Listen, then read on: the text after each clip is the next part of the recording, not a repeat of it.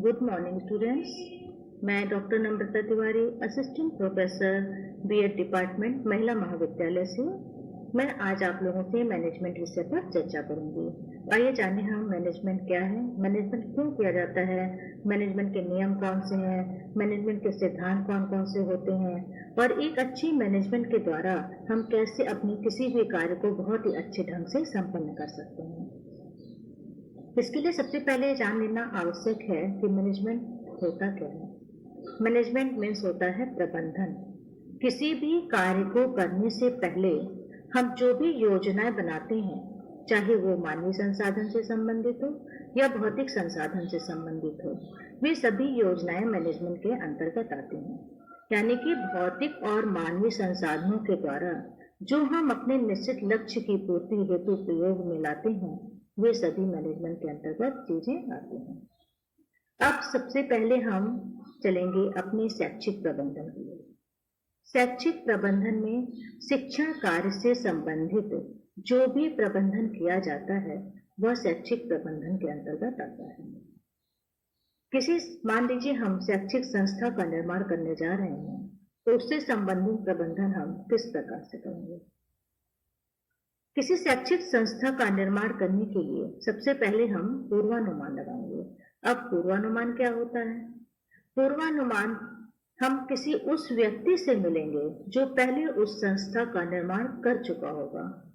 क्यों?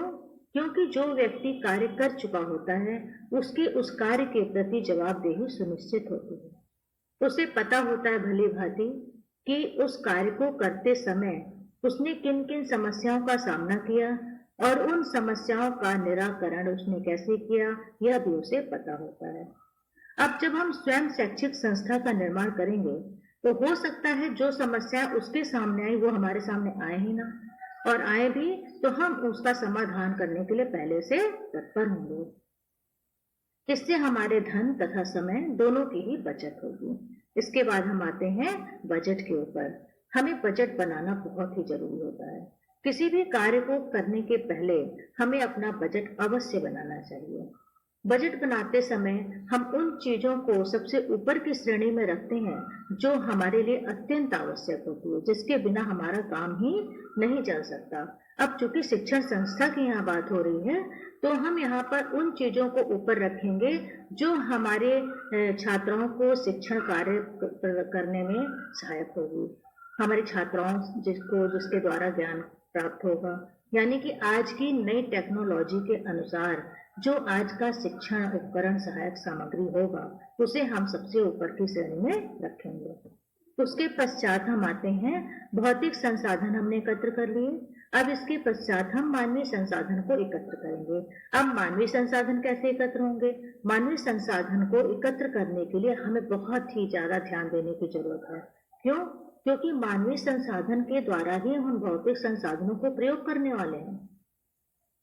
अब भौतिक संसाधन मान लीजिए हमने बहुत ही अच्छे और नई टेक्नोलॉजी के अनुसार खरीद लिए, लेकिन अगर हमारे मानवीय संसाधन को उनको इस्तेमाल यानी प्रयोग करने की जानकारी नहीं है तो वो भौतिक संसाधन व्यर्थ हो जाएंगे।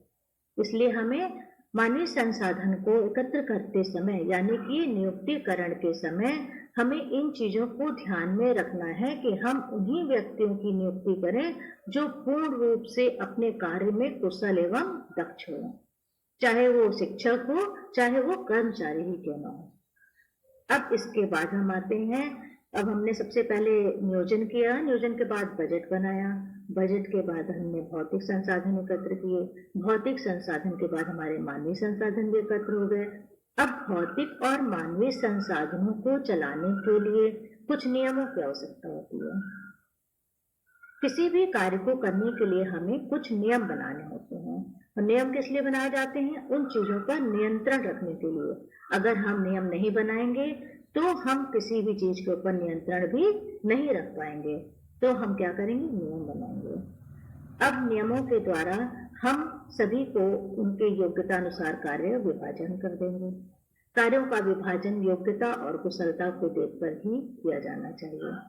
और इसमें सबसे जरूरी बात यह है कि नियम हमारे लिए सबसे ज्यादा लाभप्रद यहाँ होते हैं कि जब हम सबको अपनी अपनी योग्यता के अनुसार कार्य का विभाजन कर देते हैं तो सभी व्यक्ति अपनी अपनी कुशलता और योग्यता के अनुसार अपने कार्य को ही संपन्न करने में लगे रहते हैं।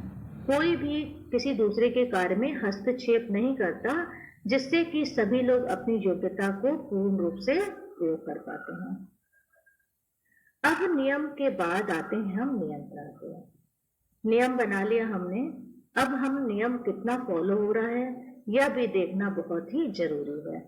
अगर हम ये नहीं देखेंगे तो हो सकता है हमारे नियम कागजों तक ही सीमित रह जाए। तो एक अच्छे प्रबंधन के अंतर्गत नियमों को समय समय पर जांचना भी बहुत जरूरी है कि हमने जो भी नियम बनाए हैं वो पूर्ण रूप से लागू हो रहे हैं या नहीं हो रहे हैं। या हो सकता है नियमों के अनुरूप कार्य न हो रहा हो तो समय समय पर मार्गदर्शन भी देना चाहिए, जिससे हमारा प्रबंधन और भी अच्छा हो सके। अब नियमों को बनाने के बाद, उनका मूल्यांकन करने के बाद हमें समय समय पर मोटिवेशन भी करना चाहिए। प्रबंधन के अंतर्गत एक तथ्य यह भी बहुत जरूरी है, क्योंकि चाहे छात्र हो, शिक्षक हो या कोई कर्मचारी हो, हमें समय समय पर उनको मोटिवेट करना बहुत ही जरूरी होता है। मोटिवेशन जरूरी नहीं है कि हम बहुत ज्यादा ध्यान देकर ही करें। मोटिवेशन कई प्रकार से किया जा सकता है, जैसे समय समय पर किसी की प्रशंसा करके, कोई प्रमाण पत्र दे करके या प्रशंसा पत्र दे करके भी किया सकता है, या किसी सभा में मोटिवेट करने के लिए हम क्लैपिंग भी करा सकते हैं।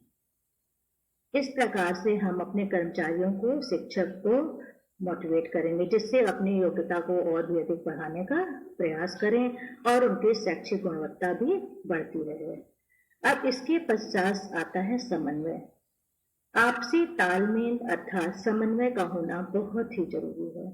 किसी भी संस्था में जब सभी व्यक्ति मिलजुल कर आपस में प्रेम पूर्वक सहयोग से कार्य करते हैं, तभी किसी भी शिक्षण संस्था की शैक्षिक गुणवत्ता का विकास होता है। अतः हमें इन चीजों को अवश्य में ध्यान रखना चाहिए।